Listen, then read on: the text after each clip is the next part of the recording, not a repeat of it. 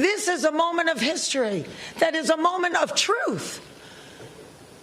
If we don't stand tall right now, we are all going to be in trouble. We are all going to be in jeopardy of being replaced by machines. Welcome to MsMojo, and today we're doing a deep dive into the 2023 Screen Actors Guild strike. We had to protect the people who are kind of on the margins, and $26,000 a year is what you have to make to get your health insurance, and there are a lot of people who residual payments are what carry them across that threshold. For this video, we're looking at common questions about the strike and how it affects your favorite upcoming TV shows and movies. How do you feel about the strike? Tell us in the comments. Who's striking? How they plead poverty, that they're losing money left and right when giving hundreds of millions of dollars to their CEOs. At midnight on July 14th, Hollywood actors went on strike after negotiations between the Screen Actors Guild and the Alliance of Motion Picture and Television Producers broke down. Screen Actors Guild president, the nanny's Fran Drescher, described AMPTP's concessions as, quote, insulting. What are we doing? Moving around furniture on the Titanic?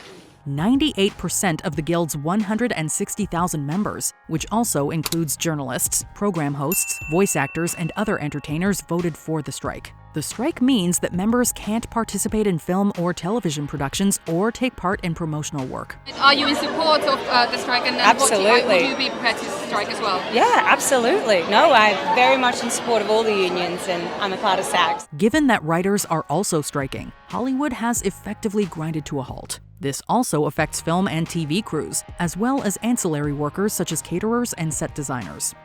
What do actors want? The entire business model has been changed by streaming, digital, AI.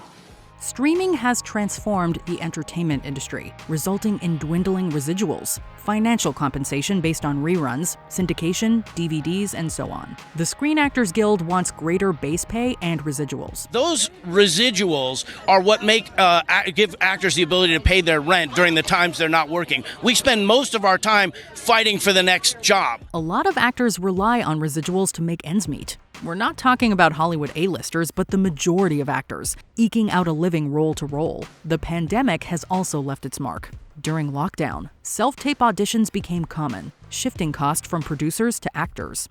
All people live in these tiny apartments. Like, I'm looking at his, background, and he's got his TV and.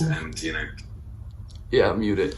I know it's a shitty apartment. That's why give me this job so I can get a better one. The Screen Actors Guild wants that to end. Another key demand is protection from AI replacing actors. The Alliance of Motion Picture and Television Producers offered to ask performers for consent to digitize them, but allegedly wanted the rights to own replicas of background actors forever for, quote, 1 day's pay.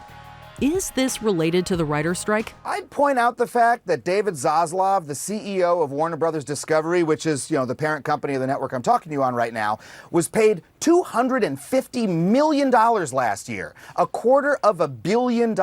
That's about the same level as what 10,000 writers are asking him to pay all of us collectively. Screenwriters are also on strike and have been picketing studios since May 2nd. Now that both writers and actors are on strike, not only is nothing being written, nothing already written is being filmed. Before the Screen Actors Guild called for the strike, many actors expressed support for the writers on the picket line, and there's an overlap between the issues that affect both.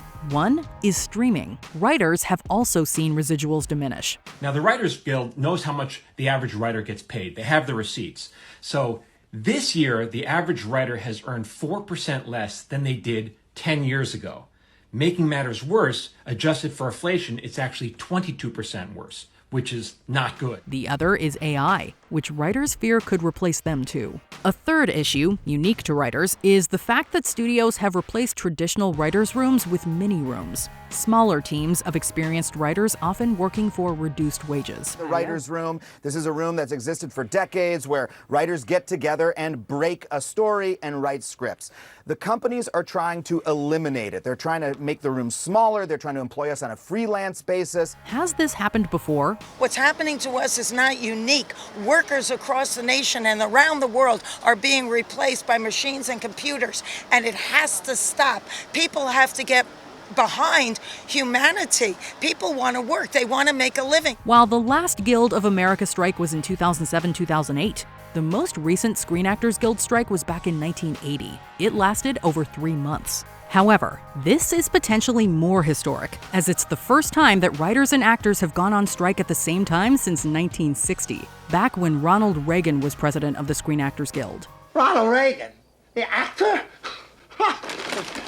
Then who's vice president? Jerry Lewis? Disney CEO Bob Iger slammed actor demands as, quote, not realistic, and complained that the strike added to, quote, challenges that this business is already facing. There's a level of expectation that they have that is just not realistic. In the backlash, critics pointed to Iger's $27 million a year in target compensation. He delivered the remarks at an annual conference in Sun Valley, Idaho, known as a, quote, summer camp for billionaires.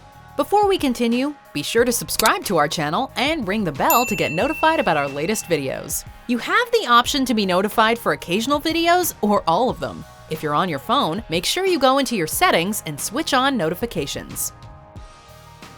How will the strike affect TV and film? It's such a critical moment in the life of the industry, not just for actors, but for everybody else and all the waves of the industry that this will affect. Oh boy. If you're eagerly anticipating a new season or film that's still in production, don't hold your breath. The writer's strike saw late-night TV shows go dark and work cease on new seasons of shows like Abbott Elementary, Yellow Jackets, and Stranger Things. Can we please play D&D now? No!